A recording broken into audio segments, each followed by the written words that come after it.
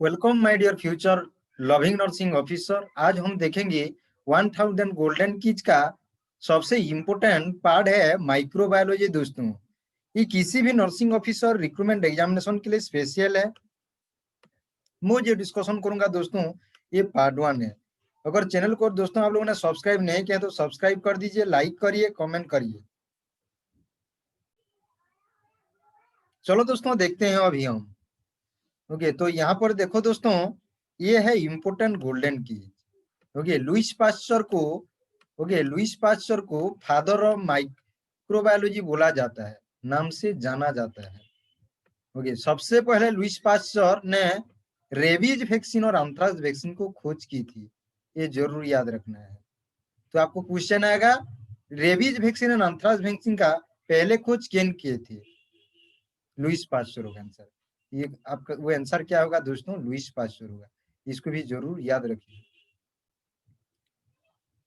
Robert Koch ने स्टेनिंग्स technique culture media में bacteria के ग्रोथ के बारे में बताया था, इसीलिए रॉबर्ट कोच को फादर ऑफ बैक्टीरियोलॉजी बोला जाता है। दोस्तों, इसको भी जरूर याद रखिए। रॉबर्ट कोच ने माइकोबैक्टीरियम ट्यूबरकुलोसिस की खोज की थी। Staining technique introduced by Robert Koch. Okay, इसलिए फादर ऑफ बैक्टीरियोलॉजी बोला जाता है दोस्तों। ओके, उसके बाद दोस्तों देखेंगे sir Joseph Lister. Okay, sir Joseph Lister. Okay, इसको लॉर्ड लिस्टर यहाँ लिखा गया है, ये जोसेफ लिस्टर होगा दोस्तों। Okay, Joseph Lister, sir George Joseph Lister. Okay, father of antiseptic surgery बोला जाता है। कहते हैं क्योंकि इन्होंने पहली बार सर्जरी के दौरान एंटीसेप्टिक ओके यूज किए थे, जो एंटीसेप्टिक कार्बोलिक एसिड था दोस्तों। उसके बाद दोस्तों देखेंगे हेंसेन। ओके, लेप्रोसी के पॉजिटिव ऑर्गेनिज्म को खोज किए थे, जो कि माइकोबैक्टीरियम लेप्री है दोस्तों। इसीलिए लेप्रोसी को हेंसन डिजीज भी बोला जाता है। ये भी जरूर आप लोग याद रख लीजिए दोस्तों। नेक्स्ट देखेंगे दोस्तों, अलेक्जेंडर फ्लेमिंग 1925 में पेनिसिलिन एंटीबायोटिक की खोज की थी। इसको जरूर याद रखें। एडवर्ड जिनर को फादर ऑफ इम्यूनोलॉजी बोला जाता है, के नाम से जाना जाता है। उन्होंने स्मॉलपॉक्स की वैक्सीन की खोज की थी दोस्तों। Edward zener, father of immunology बोला जाता है। एंटोनी वॉन लीबनहुइक सबसे पहले सिंपल माइक्रोस्कोप का निर्माण किए थे, इसीलिए इनको बोला जाता है father of microscopy. Father of microscopy दोस्तों, इसको जरूर याद रखना है। उसके बाद दोस्तों देखेंगे sterilization. Hot air oven temperature for sterilization is 160 degree centigrade for an hour for 1 hour. Hot air oven is the first choice of glass product. इसको जरूर याद रखिए। ऑटोक्लेव, यह मस्ट स्टेरिलाइजेशन का उदाहरण है, जो स्टेरिलाइजेशन का बेस्ट मेथड माना जाता है। ओके, 120 इसका जो ऑटोक्लेविंग टेम्परेचर रहता है 121 डिग्री सेंटीग्रेड। इसका जो ड्यूरेशन रहता है 15 टू 20 मिनट्स। ओके, इसका जो प्रेशर रहता है 15 पाउंड रहता है दोस्तों। ओके, कौन कौन सा एटम्स को स्टेरिलाइजेशन किया जाता है? रबर हुआ, प्लास्टिक गुड्स हुआ, सिरिंज हुआ, गाउन्स हुआ, ड्रेसिंग्स हुआ, कल्चर मीडिया, इसको ऑटोक्लेविंग किया जाता है दोस्तों। इसको जरूर याद रखिए, क्योंकि वेरी वेरी इंपॉर्टेंट क्वेश्चन है दोस्तों। आप लोगों ने अगर वीडियो को लाइक नहीं किया तो जरूर लाइक करिए। ओके, उसके बाद दोस्तों देखेंगे अभी हम pasteurization of milk. Pasteurization of milk जो होल्डर मेथड होता है 63 डिग्री सेंटीग्रेड फॉर 30 मिनट, जो एम्स रायपुर दिल्ली में आया था। उसके बाद जो फ्लास्ट मेथड एस टी बोलते हैं 72 डिग्री सेंटीग्रेड फॉर 20 सेकेंड का दोस्तों। रेडिएशन 2 से 2.5 में ओके, रेडिएशन डोज दिया जाता है। बैक्टीरिया व इसके पोर का खत्म करने के लिए पर्याप्त है, ये जरूर याद रखना है। 2% ग्लूटराल्डिहाइड 2% ग्लूटराल्डिहाइड स्कोपी एटम जितना है, एंडोस्कोपी हुआ, ब्रोंकोस्कोपी हुआ, एंडोट्राकियल ट्यूब हुआ दोस्तों, इसके ट्रिलेशन करने के लिए इसको व्यवहार किया जाता है। Cresol 5% use for sharp instrument दोस्तों। Sodium hypochlorite solution use for HIV and hepatitis antigen surface equipment दो। अगर हेपेटाइटिस पेशेंट में यूज किया गया है, या हेपेटाइटिस बी पेशेंट में यूज किया गया है, या ब्लडबॉर्न डिजीज में किसी भी सर्जिकल प्रोसीजर में करी ओके, तो सरफेस इक्विपमेंट जो यूज किया जाता है उसको सोडियम हाइपोक्लोराइड में उसको क्लीन किया जाता है और स्टेरिलाइज किया जाता है दोस्तों, इसको जरूर याद रखना है। उसके बाद दोस्तों देखेंगे हाइपर सेंसिटिविटी और एलर्जी। बॉडी के इम्यूनो सिस्टम का फॉरेन सब्सटेंस के प्रति एबनॉर्मल रिएक्शन दिखाने के ही हाइपर सेंसिटिविटी और या एलर्जी कहते हैं दोस्तों। ओके, ये देखो एनाफिलेटिक रिएक्शन, इसको इमीडिएट हाइपर सेंसिटिविटी रिएक्शन बोला जाता है। इसमें एक्सेस इम्यूनोग्लोबुलिन एन प्रोडक्शन जो मास्ट सेल से जुड़कर हिस्टामिन एंड प्रोस्टाग्लैंडिन सीक्रेट करती है। उसी हिसाब से साइकोटॉक्सिक रिएक्शन जो टाइप 2 है, इसमें immunoglobulin G and immunoglobulin M antibody इसमें इन्वॉल्व रहता है दोस्तों, इसको जरूर याद रखना। इम्यूनो कॉम्प्लेक्स रिएक्शन दोस्तों, ये मुख्यतः ऑटो इम्यून डिसऑर्डर जैसे ओके सिस्टेमिक लूपस एरिथमेटो एसएलई जो बोलते हैं, auto immune disorder, रिमाटोइड arthritis, glomerulonephritis के रिस्पांसिबल है दोस्तों, इसको भी जरूर याद रखिए, ये भी सबसे इंपॉर्टेंट क्वेश्चन है दोस्तों। नंबर 4 में देखेंगे दोस्तों टाइप 4, जो डिलेड हाइपर सेंसिटिव से माना जाता है। इसको T cell mediator hyper sensitive बोला जाता है। इसमें टी लिम्फोसाइट इम्यूनोग्लोबिन इन्वॉल्व रहती है, इसीलिए सेल मेडिएटेड एलर्जिक रिएक्शन कहते हैं दोस्तों। यह एलर्जन सब्सटेंस एक्सपोजर से 12 से 72 घंटे के बाद देखने को मिलती है, इसलिए इसे डिले हाइपर सेंसिटिविटी रिएक्शन कहते हैं दोस्तों।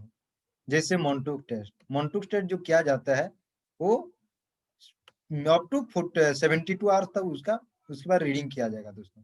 ट्यूबरकुलिन टेस्ट जो बोलते हैं मॉन्टूक टेस्ट, और इसको ट्यूबरकुलिन टेस्ट और गोल्टाइन टेस्ट बोला जाता है दोस्तों। Adrenaline is the drug of choice in hyper sensitivity reaction. Okay, तो एम्स दिल्ली के क्वेश्चन आ जाता है, इसको भी जरूर आप लोग याद रखिए दोस्तों।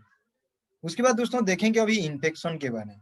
The lodgement, okay, the entry and multiplication of micro organism into host tissue called infection.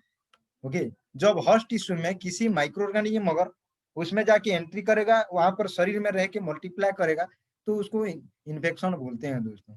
Okay, न्यूमोसिस्टिक यानी निमोनिया जो होता है एक तो अपॉर्चुनिटी इन्फेक्शन है, ये एचआईवी पेशेंट में हमको देखने को मिलता है दोस्तों।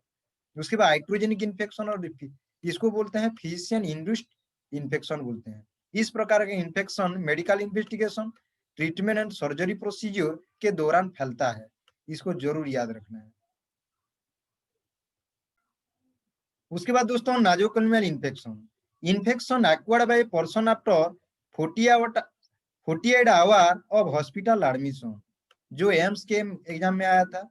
ओके, DSSB दिल्ली का एम्स में, दिल्ली का रेगुलर रेलवे रिक्रूटमेंट बोर्ड में भी ये आया था, ये सबसे इंपॉर्टेंट क्वेश्चन है।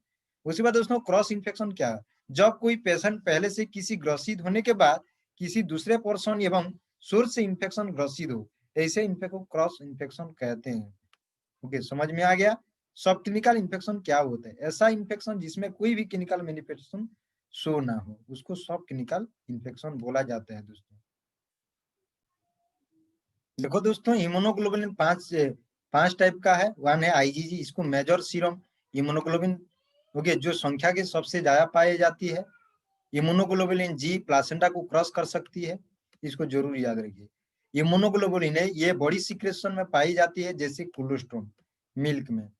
इम्यूनोग्लोबुलिन डी जैसे सरफेस इम्यूनोग्लोबुलिन के नाम से भी जानी जाती है। इम्यूनोग्लोबुलिन यह एंटीबॉडी एलर्जी के दौरान सीक्रेट होती है दोस्तों, इसको भी जरूर याद रखना है। इम्यूनोग्लोबुलिन एम जो सबसे बड़ी इम्यूनोग्लोबुलिन है, इसे माइक्रोग्लोबुलिन के नाम से जाना जाता है दोस्तों, इसको भी जरूर याद रखिए आप लोग। उसी बात दोस्तों देखेंगे बैक्टीरिया में रिप्रोडक्शन का यूजुअल मेथड है बाइनरी फिजन। ओके, और बैक्टीरिया जो डिजीज उत्पन्न करते हैं उसको पैथोजन बोलते हैं दोस्तों, इसको भी जरूर याद रखिए दोस्तों। ओके, बैक्टीरिया में जो स्टेनिंग किया जाता है पहला ग्राम स्टेनिंग बोलते हैं, डिराइव बाय SCJ ग्राम इन 1884 को इसको ओके डिराइव किए थे ग्राम स्टेनिंग प्रोसीजर को। यह एक स्टेनिंग और डाई का मेथड है जिसमें बैक्टीरिया की पहचान कर सकते हैं। एक तो gram positive bacteria, another one is the gram negative bacteria दोस्तों। ओके, ग्राम पॉजिटिव बैक्टीरिया में इसमें यूज किया जाता है gentian violet dye for staphylococcus and streptococcus bacteria के लिए दोस्तों। उसी हिसाब से ग्राम नेगेटिव बैक्टीरिया जो bacteria decolourise by acid and take up counter stain, जैसे वेब्रियो कोलोरी हुआ, सीडोमोनास हुआ एंड हीमोफिलस इन्फ्लुएंजा का हुआ, तो इसको ग्राम नेगेटिव बैक्टीरिया बोला जाता है दोस्तों। उसके बाद देखेंगे दोस्तों एसिड फास्ट स्टेनिंग और जील निल्सन स्टेनिंग बोला जाता है। यह method Mycobacterium tuberculosis, Mycobacterium leprae के स्टेन करने के लिए काम में लेते हैं। ओके, इसमें जो यूज सॉल्यूशन व्यवहार किया जाता है, कार्बोफ्लॉक्सिन व्यवहार किया जाता है। उसके बाद दोस्तों देखेंगे Albert staining. Okay, use to identify Corynebacterium diphtheriae, जो डिप्थेरिया करता है दोस्तों, इसको जरूर याद रखें। ये कोरिनेबैक्टीरियम डिप्थेरी बोलते हैं इसका, ये ई होगा यहाँ पर, इसको जरूर याद रखना। उसके बाद बैक्टीरिया कौन सा टॉक्सिन,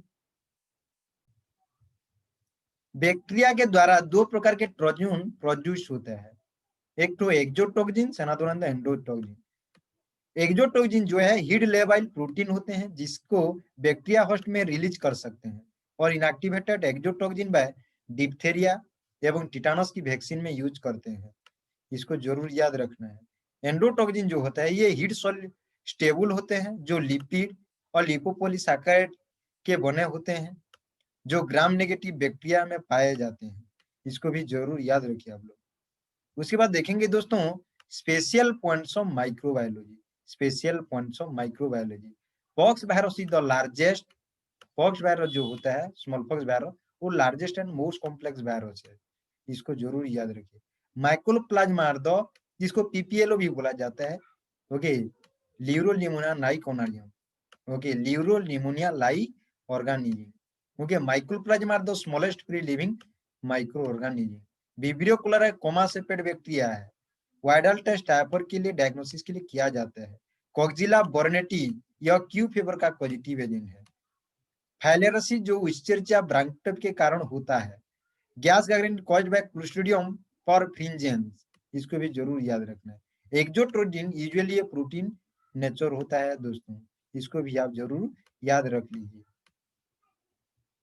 उसके बाद दोस्तों देखेंगे क्लेब्सलोएफर बासिलस, ये the name of the Corynebacterium diphtheriae, ये सबसे इंपॉर्टेंट है दोस्तों। Site of respiration in bacteria cell membrane. Enterotoxigenic Escherichia coli is the most important cause of traveler diarrhea. Route of administration of influenza vaccine intranasal. Candida albicans is the causative organism responsible for moniliasis दोस्तों। Mycology the study of fungus दोस्तों। Suppuration the formation of pus, इसको भी जरूर आप लोग याद रखिए। Thank you दोस्तों, और चैनल को आप लोगों ने सब्सक्राइब नहीं किए तो सब्सक्राइब कर दीजिए, हमारे चैनल के साथ बने रहिए। Thank you very much.